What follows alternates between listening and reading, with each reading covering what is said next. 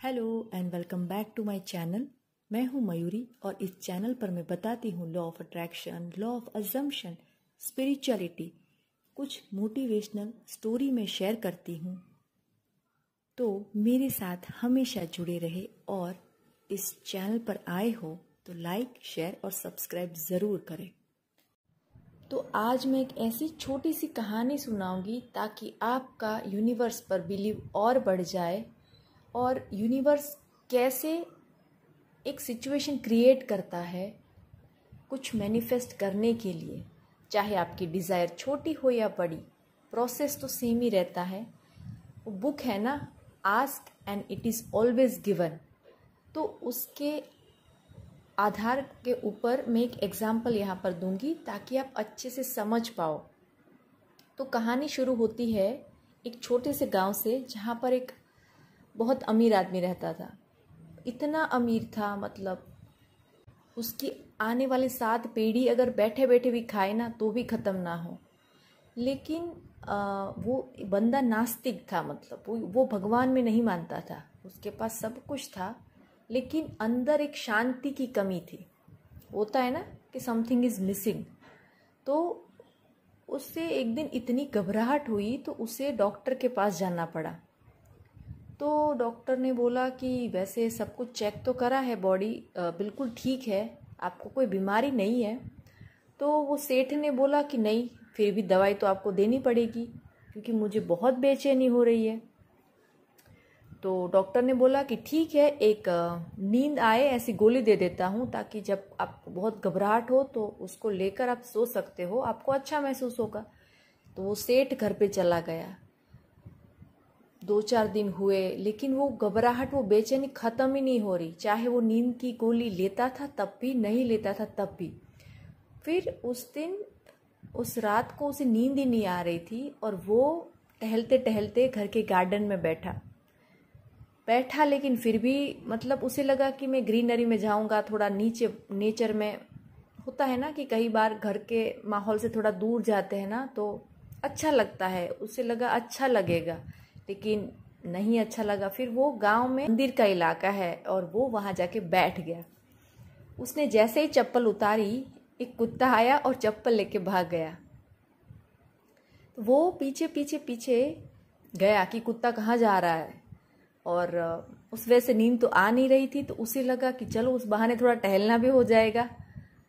तो जैसे गया, कोई सिसक सिसक कर रो रहा था कि घबराहट नहीं होती कि इतना तेज कोई लेडी रो रही थी। तो उसे लगा कि मुझे पूछ लेना चाहिए, लेकिन आधी रात को किसी भी औरत के आवाज़ आने पर अगर खड़खड़ाए दरवाज़ा तो थोड़ा वो अजीब सा लगता है ना। लेकिन उसने हिम्मत जुटाई और सेठ ने दरवाज़ा खटखटाया। तो उसने बोला कि देखो, मैं यहाँ से निकल रहा था और आपकी रोने की आवाज़ से मैं यहाँ पर आया हूँ, तो आप गलत मत समझना। तो उस औरत ने बताया कि मैं बहुत परेशान हूँ, मतलब वो पैर में पड़ गई। तो बोले आप इतना क्यों घबराए हुए हैं, कुछ बताइए, रोना बंद करिए। तो बोले कि देखो, ये मेरी बेटी है जो बहुत बीमार है, मतलब उसको इतना बुखार चढ़ गया है कि पूरा शरीर उसका तप रहा है और यहाँ के डॉक्टरों ने तो मना कर दिया कि कहीं और लेके जाओ। तो मैं कहाँ लेकर जाऊँ, मेरे पास तो पैसे हैं नहीं। तो बोले आप जहाँ भी काम करते होगे वहाँ पर हेल्प क्यों नहीं मांगते। तो बोले साहब कोई हेल्प नहीं करने को तैयार। और कल मैं एक बाबा जी के पास गई थी तो उन्होंने बोला था कि 4 बजे सुबह के कोई आएगा और उसी से आपको हेल्प मिलेगी। तो 4 तो कब के बज चुके, कोई आया तो है नहीं। और पता नहीं उसी वक्त उस सेठ को लगा कि कोई नहीं आया तो कोई नहीं, चलो मैं ही एम्बुलेंस को बुला लेता हूँ। और सेठ ने कैसे भी करके एम्बुलेंस बुला ली। मतलब उसके पास तो बहुत सारा पैसा था, तो सेठ ने तो करके एम्बुलेंस बुलाओ और इसको गांव से निकालो और शहर में ले जाओ। उस हॉस्पिटल में एडमिट हुई, उसका इलाज के पैसे, कुछ खाने के पैसे भी दिए। और सेठ ने बोला कि ये कुछ पैसे रख लो और मेरे ना बहुत सारी फैक्ट्रीज है तो उनके लिए क्वार्टर्स भी है, तो आप चाहो तो वहाँ पर रहने भी आ सकते हो। तो बोले ठीक है। तो फिर वो लड़की तो ठीक हो गई, लेकिन यहाँ कहानी अगर आप समझो तो उस औरत ने क्या कहा था, बाबा जी के पास गई थी और बाबा जी ने उसे हौसला दिलाया था कि कोई आएगा और हेल्प मिलेगी।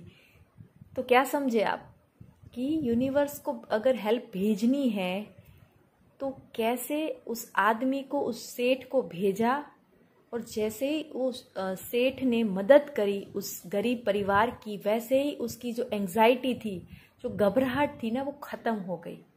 कि जब आप किसी के लिए हेल्प प्रोवाइड करते हैं, किसी के लिए अच्छा सोचते हैं या अच्छा कर सकते हैं, कुछ कंट्रीब्यूट करते हैं, सिर्फ अपने अलावा किसी और का सोचना, ये बहुत बड़ी बात है। किसी के चेहरे पर स्माइल लाना बहुत बड़ी बात है। तो वो सेठ ने जैसे ही करा, उसको इतनी खुशी मिली ना, मतलब वो शांत हो गई। जो एक अंदर बेचैनी थी ना, कि सब कुछ होता है इंसान के पास, फिर भी वो परेशान और बेचैन जो रहता है ना, उसकी वजह होता है कि किसी के लिए कुछ ना सोचना, किसी के लिए कुछ ना करना। तो कहानी यहाँ 2 मैसेज दे रही है कि आपकी विश पूरी करने के लिए यूनिवर्स कैसे सिचुएशन खड़ा करता है। उस गरीब औरत ने मांगा था ना, ईश्वर से मांगा ही होगा कहीं ना कहीं कि कोई तो हेल्प भेजो, और उस बाबा जी के थ्रू उसने कहलवाया कि कोई आएगा और हेल्प करेगा। और इस सेठ ने जो बेचैनी थी, किसी की हेल्प करके, किसी के लिए साइमन बन के, जो दूसरों के लिए सोचना बहुत बड़ी बात है, वो करके अपने अंदर जो शांति की कमी हम कभी कभी महसूस करते हैं ना, वो कमी भी पूरी हो गई। तो जब भी आप इतने बड़े इंसान बन जाओ ना कि आपके पास सब कुछ हो, तो मैं कहूँगी कुछ छोटा सा कंट्रीब्यूशन, किसी के चेहरे पर स्माइल लाना बहुत बड़ी बात है।